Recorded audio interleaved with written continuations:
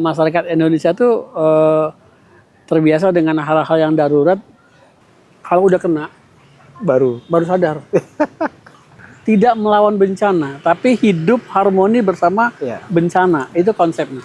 Ya, tadi dari semua pelatihan artinya kan memang yang diajarkan adalah nomor satu tidak panik dulu kan. Betul. Aku mau cerita nih Mas.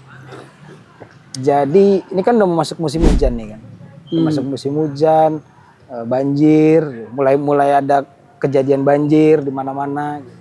Bali kemarin banjir. Contohnya ya? Bali, apalagi yang baru banget kan Bali yang banjirnya cukup besar lah ya, masuk banjir besar itu. Jadi aku berpikir bahwa ternyata sebagai seorang relawan kita tuh butuh kemampuan lain gitu ya, selain kemampuan. Selain kemauan.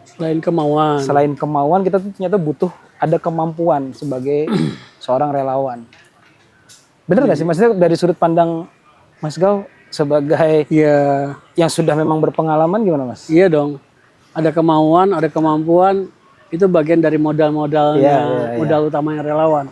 Ada kemauan, ada kemampuan, ada kemampuan itu skill ya, kemudian ada jaringan juga dia punya juga, dan banyak lagi seluruh modal-modal yang harus dimiliki relawan. Ya itu, jadi waktu itu aku pernah ikut trainingnya ada namanya water rescue kan, training water rescue gitu. Jadi diajarin gimana cara kita survive gitu, diajarin kita survive dalam kondisi bencana air.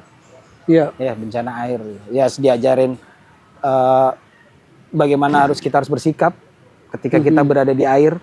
Karena nomor satu kan nggak boleh panik tuh. Yang paling basic itu kan kalau kita sudah ini sebagai korban ya, sebagai korban gitu ya, sebagai korban. Kalau kita misalnya sebagai korban, nomor satu adalah memang kita tidak boleh panik gitu ketika di dalam situ. Betul.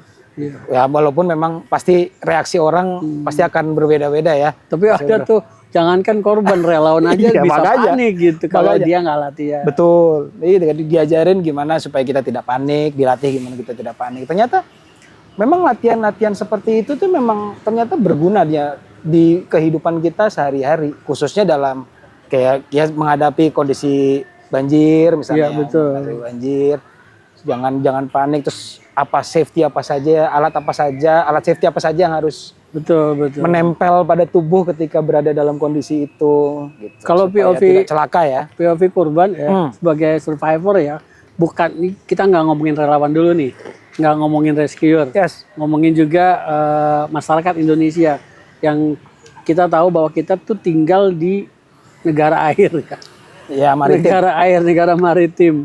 Yang aneh sih sebenarnya kalau ada orang Indonesia tinggal di Indonesia tapi nggak bisa renang. Itu satu.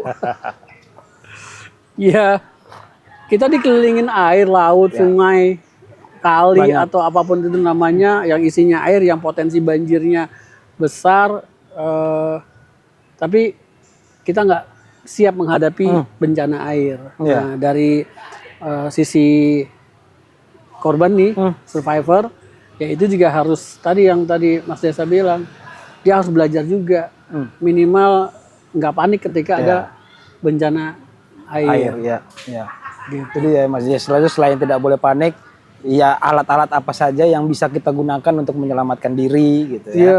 Misalnya ya dasar-dasarnya sih harus tahu lah ya. Dasarnya betul. Ini kalau POV-nya masyarakat umum ya, korban. Yang memang mungkin kan mereka tidak selalu siap dengan peralatan-peralatan khusus lah ya. Betul. Sebagai tim rescue. Ya maksudnya kan kita sebagai masyarakatnya mungkin alat apa saja yang bisa dipakai di rumah ketika kita menghadapi bencana itu. Betul. Gitu, alat seadanya. Memang masyarakat bukan masyarakat ya, pihak-pihak tertentu nih ya, dari pihak pemerintah, kemudian NGO, para relawan harus lebih sering melakukan sosialisasi ke masyarakat terkait bencana yang satu ini nih, bencana air kita sebutnya bencana hidrometeorologi. Salah satunya adalah banjir. Kan ya kalau masyarakat harus dikasih tahu nih potensi banjir di mana, kemudian nanti kalau datang banjir harus ngapain, apa yang harus diselamatkan. sebelum banjir datang apa yang harus dilakukan. Terus tadi ngomongin alat-alat ya. Iya. Alat apa yang di rumah yang bisa dipakai ya. buat, kan pernah lihat ya? Anak kecil bayi ditaruh di bak gitu. Bak ya. Lucu ya. Jadi kapal. Jadi perahu. Perahu ya, jadi perahu. Perahu. Lanjutin yang tadi nih Mas. Tentang alat-alat yang tersedia di rumah. Kan nggak semuanya dalam setiap rumah itu punya alat-alat khusus mempersiapkan kondisi bencana gitu, khususnya bencana air tadi. Betul. Nah gitu. Kira-kira apa sih yang harus kita siapkan untuk menghadapi bencana banjir musiman ini yang khususnya daerah Jakarta tapi nih ya. Tapi sebelum saya jawab itu ya, masyarakat Indonesia tuh terbiasa dengan hal-hal yang darurat baru siap. Tapi darurat terus kemudian ada aja idenya gitu ya. Dan lucu-lucu kayak misalnya pernah lihat tuh di YouTube atau di TV gitu ya. Pas banjir anak kecil pakai bak gitu ya. Yang bayi diangkut pakai jadi perahu dadakan. Itu kan darurat tapi tapi berguna. Iya. Tapi kalau mau lebih serius nih ya, setidaknya kalaupun di rumah tangga itu nggak ada alat-alat yang khusus, lingkupnya RT. Sekarang udah mulai ada kesadaran per RT atau per RW itu, terutama di daerah-daerah yang udah biasa banjir, mereka punya perahu karet. Oh, jadi memang kayak urunan betul. Ininya ya. Memang ada anggaran untuk beli siapin perlengkapan seperti itu. Terutama di daerah-daerah yang udah biasa langganan banjir. Itu, dan bahkan beberapa kali mereka juga minta pelatihan. Anak mudanya minta pelatihan ke kita. Terus di rumah tangga sih sebenarnya banyak lah yang bisa dipakai buat darurat tali-tali tambang, kemudian ban bekas yang masih berfungsi ban dalam itu kan bisa dipompa gitu ya. Jadi sebenarnya ada ban-ban bekas mobil atau motor yang nggak kepake itu jangan dibuang juga. Kadang ya bisa bermanfaat ya pada akhirnya. Walaupun jangan jadi sampah gitu. Betul. Tapi di saat darurat tertentu banjir itu bisa kepake. Gitu. Itu ya menarik ya kalau bicara ya bencana, bukan menarik sih ya maksudnya. Cuman menjadi kayak aku khususnya jadi lebih aware aja. Kenapa pada akhirnya aku merasa perlu untuk melatih diri menghadapi bencana. Karena kan kita juga selain bencana banjir kan kita juga dikelilingi ring of fire gitu. Artinya perlu lah waspada diri itu kan perlu, setidaknya bisa membantu orang. Kira-kira butuh persiapan apa saja ketika menghadapi kondisi darurat kebencanaan gitu ya. Nah, ini kan kesadaran kewaspadaan seperti itu butuh edukasi, butuh sosialisasi. Ini yang kurang di kita. Di sekolahan kurang buat anak-anak sekolah. Kayak misalnya tiba-tiba kejadian gempa. Saya tanya deh, kita sama-sama punya anak. Kalau kejadian gempa, apakah anak kita lagi di sekolah tahu cara? Betul. Bukan anak kita. Kalau anak saya ajarin. Sekarang pertanyaan, apakah seluruh anak Indonesia ngerti? Iya. Ketika gempa bagaimana terjadi? Menghadapinya gitu. Itu yang kurang sosialisasi. Tadi kita ngomongin banjir misalnya. Kita kurang sosialisasi apa saja yang harus diselamatkan ketika banjir. Ketika kebakaran, jangan panik duluan. Ada dokumen-dokumen, surat-surat, barang-barang berharga itu yang harus dipisahin satu tas sendiri. Belum lagi kita bicara tas siaga bencana yang isinya adalah perlengkapan darurat yang harus ada gitu. Pada saat kejadian bencana udah tinggal ngambil satu tas, udah isi semua tuh. Udah, jadi tinggal angkat itu udah ada perlengkapan darurat sama dokumen-dokumen penting ya. Iya, itu yang kurang sosialisasi di kita. Iya. Aku malah nggak kepikiran, Mas. Apanya? Aku malah nggak kepikiran kalau iya ternyata kita tuh butuh tadi semacam satu tas kit itu, dokumen-dokumen penting ditaruh dalam satu tas itu. Entah anti air kah, ada dikasih plastik supaya nggak langsung basah. Terus isinya apa? Yang tadi perlengkapan darurat, ya mungkin semacam apa ya, biasanya kan ada senter atau makanan apa kayak Kalau semacam tas siaga itu isinya biasanya selain nanti kita masukin dokumen, ada juga perlengkapan emergency. emergency ya. Emergency itu kalau pertama senter itu udah pasti. Ya. Kemudian pisau-pisau lipat. Pisau kecil. Itu juga bisa ada lipat. tali-tali perusik yang mungkin nanti berguna beberapa meter, itu kita siapkan juga di dalamnya. Obat-obatan Ya. itu pasti. Makanan. Ya, makanan yang misalnya makanan kering kayak biskuit-biskuit ya. Yang kalaupun nggak terjadi bencana, khususnya bisa menambah energi gitu ya. nambah energi. Khususnya namanya tapi bukan yang bukan biskuit yang ini ya, tapi ada yang bisa menambah energi ketika Ntar kalau nggak ada bencana kita ganti. Ya. Ada luarsanya gitu. Buat betul. persediaan. Kan kita nggak tahu kapan kejadian bencana. Iya, betul. Nah itu harus disiapkan, sama pakaian. Pakaian ada, pakaian ganti harus ada di situ. Ya. Obat-obatan, pakaian ganti, emergency kit. Tapi mungkin jumlahnya nggak banyak kali ya. Oh, nggak harus banyak. Nggak banyak ya. Harus banyak. Biasanya sih kalau kayak gitu persiapan berapa hari tuh Mas kira-kira? Butuh, maksudnya dalam satu tas itu kita kira-kira bisa untuk survive berapa hari sih? Itu kan tasnya nggak besar ya. Tasnya nggak besar, jadi nggak harus banyak juga. Paling kalau baju untuk ganti 2 hari gitu cukup.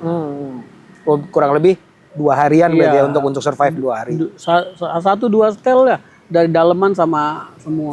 Oh jangan lupa perlengkapan ibadah. Oke. Iya. Itu yang sering lupa. Setiap kali nih pengalaman nih kalau di lapangan kita relawan ke lokasi bencana, apapun bencananya, rata-rata mereka kehilangan apa itu? Perlengkapan ibadah. Wah. Luar biasa ini anginnya. Outdoor kita Mas. Hujan nih. Kayaknya mau hujan nih. Tapi gitu ya. Apa ya, bahwa kita ternyata memang masyarakat perlu aware lah, bukan waspada, aware ya. Iya. Perlu aware, ya, perlu adanya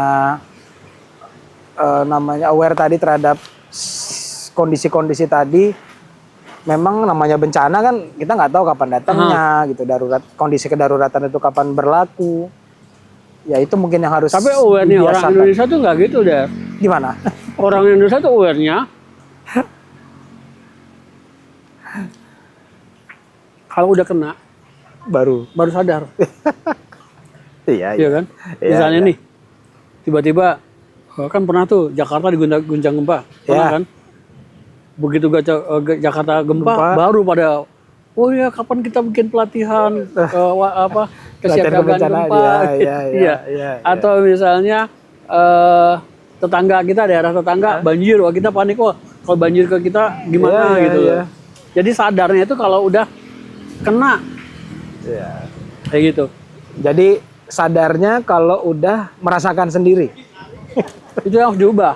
Iya. Mindset itu kan, maksudnya mindset itu yang kadang-kadang ya makanya kenapa perlu edukasi, perlu latihan ke masyarakat, bukan cuma relawan nih. Masyarakat perlu diedukasi karena kita mau mengubah mindset itu bahwa kita nggak tahu bencana kapan terjadi, kapan siapa yang akan kena bencana, karena bencana nggak ada tanggalnya, nggak ada kalendernya, terus nggak ada alamatnya gitu, nggak ditujukan ke siapa.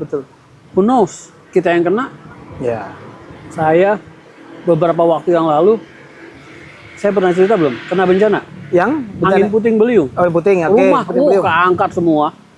Separuh rumah tuh habis. Habis yang belakang itu. Belakang, kamar, semua daerah. Keangkat semua. Biasa nanganin bencana, biasa ke lokasi bencana. Gue kena bencana coba. Kan nggak duga. Betul.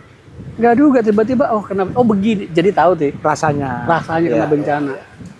Dan saya yang udah biasa latihan aja kadang-kadang bisa jadi belum tentu siap. Nah, mindset itu yang harus masyarakat kita harus punya. Ya, membangun inilah ya, membangun ya apalagi ya, membangun aware tadi lah, siap. Membangun kesiapan tadi gitu, bahwa ini kita harus siap nih kan, karena kita tinggal di dalam tanah yang rawan bencana gitu ya. Karena kan konsepnya bukan lagi siap menghadapi bencana. Harmoni bersama bencana. Harmoni. Iya. Kita tuh harus terima Allah itu adil, bahwa kita diberikan alam yang begini indah, tapi juga ada potensi bahaya. mau terima yang indahnya, harus mau terima juga potensi bahayanya. Nah, itu harus harmoni itu namanya. Justru jangan dijadikan lawan ya. Oh enggak, Jangan kita tidak dijadikan melawan. ya. Tidak melawan bencana, tapi hidup harmoni bersama Ya. bencana. Itu konsepnya. Ya, tadi harmoninya tadi berarti kan diartikan ya tadi siap Ya. dalam menghadapi bencana tadi, gitu. Terus apa saja yang persiapan-persiapan tadi, gitu kan. Siap, kita secara mentality siap, Ya. secara fisik Fisik siap, juga, betul. terus teknis siap, Ya. kemudian bahkan tempat tinggal kita pun sudah disiapkan segala sesuatunya. Wah. Misalnya kita tinggal dekat sungai, kita tahu nih mantau terus kenaikan Ya, air, debit airnya. Ya. potensi hujan, berapa lama biasanya banjir terjadi ketika hujan, berapa jam kayak gitu. Itu kan pengetahuan-pengetahuan yang harus kita miliki, itu bagian dari harmoni tadi. Contohnya ini ya, kita sedang harmoni bersama alam ya. Karena Iya. di luar kondisinya Ini lagi di luar. cukup anginnya cukup kencang. Anginnya kencang, nih Anginnya potensi cukup hujannya kencang, potensi besar. hujan besar. Nah, Tapi ya itu lah. Karena kita nah, sudah Suaranya ininya ya, suaranya udah geluduk-geluduk nih ya gitu kan. Kalau nanti kedengeran di audio nih gitu ya, suaranya geluduk-geluduk. Tapi ya itu bahwa kita sudah secara mental siap gitu ya, secara mental minimal gitu ya, secara mental sudah clear. karena kan prinsip penanganan bencana itu buat masyarakat menghadapi bencana, harmoni bencana bersama bencana. Poin pertama adalah dia tidak panik. Ya panik betul. Betul. Kenapa? Dari semua pelatihan artinya kan memang yang diajarkan ada nomor satu tidak panik dulu kan. Betul. Kenapa ada orang panik, ada orang nggak panik? Ya. Tahu nggak? Karena sudah terlatih. Orang panik udah tahu Ya. kapan bakalan terjadi bencana, Ya. apa yang harus dilakukan, Ya. dan kalaupun harus lari kemana, evakuasi betul. kemana, evakuasi kemana. Ya karena tadi udah belajar, Preparedness-nya, kesiapsiagaannya ya, sudah sangat Sudah. tahu lah. sudah mumpuni. Orang panik karena dia nggak tahu apa-apa. Belum tahu betul. Nggak tahu apa. Makanya kenapa kita ajak kawan-kawan kita gitu ya, kita ajak kawan-kawan kita, yuk aware yuk terhadap kondisi ini. Iya, masyarakat Saling. harus aware. Kalau bukan kita yang kena, ya kita seenggaknya kita bisa membantu kawan kita kan. Ya, Keluarga dari kita, mana tahu gitu ya. bisa kita aware ada bencana apa di sekitar kita? Apa contohnya mas? Ada aplikasi namanya Inaris. Oke, Ya, Inaris. iya. Oke, Jadi aplikasi itu harusnya ada di HP kita nih. oke. Jadi kita tinggal di mana atau kita pergi kemanapun, dicek tuh di aplikasi itu. Di daerah mana, misalnya kita tinggal di sekarang nih, kita di Cikaret Cibinong, Oke, ya langsung aja buka. Oh di Cibinong, tek langsung dibuka aplikasinya, kita akan tahu tuh di wilayah ini ada potensi bencana apa saja. oh ada ya kayak gitu. Ada. Nanti misalnya Mas Desa mau ke Palembang nih Ah, minggu depan, ah. nanti dicek. Begitu nyampe Palembang, dicek di Palembang Daerah titik ini potensinya apa potensi saja? bencana apa saja. Oke, nama Ada. aplikasinya Inaris. Inaris. Itu siapa? Dari BMKGK BNPB. atau BNPB, sorry, Betul. BNPB. Iya, oke, Iya. oke. Boleh Mas nanti coba aku cek deh nanti siapa Harusnya tahu. setidaknya satu keluarga itu di aplikasi ada Ada. Oke. di handphonenya. Jadi mau piknik, mau jalan-jalan, kemana aja Kita bisa tahu. kita bisa tahu ada potensi Jadi, bencana apa. Lebih siap ke arah mana? Betul, betul. Oke. Kayaknya menarik. Kayaknya habis ini kita bisa langsung download nih Mas. Download dong, Langsung download. Saya udah. Karena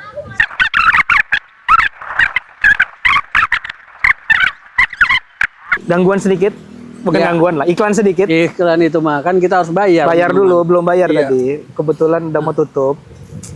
Tapi itu ya Mas, endingnya adalah kita harus mempersiapkan diri. Mhm. Kita harus mempersiapkan diri dalam kondisi-kondisi tersebut, Ya, ya, gitu, menghadapi bencana, gitu ya, bencana tersebut. Memang penting dalam kehidupan sehari-hari kita punya ilmu itu ya, iya. punya ilmu itu. Harus ilmu yang bisa dari teori, bisa juga dari pengalaman. Pengalaman. Iya. Tapi satu lagi nih yang harus diperhatikan. Orang Indonesia secara mentality sebenarnya bagus.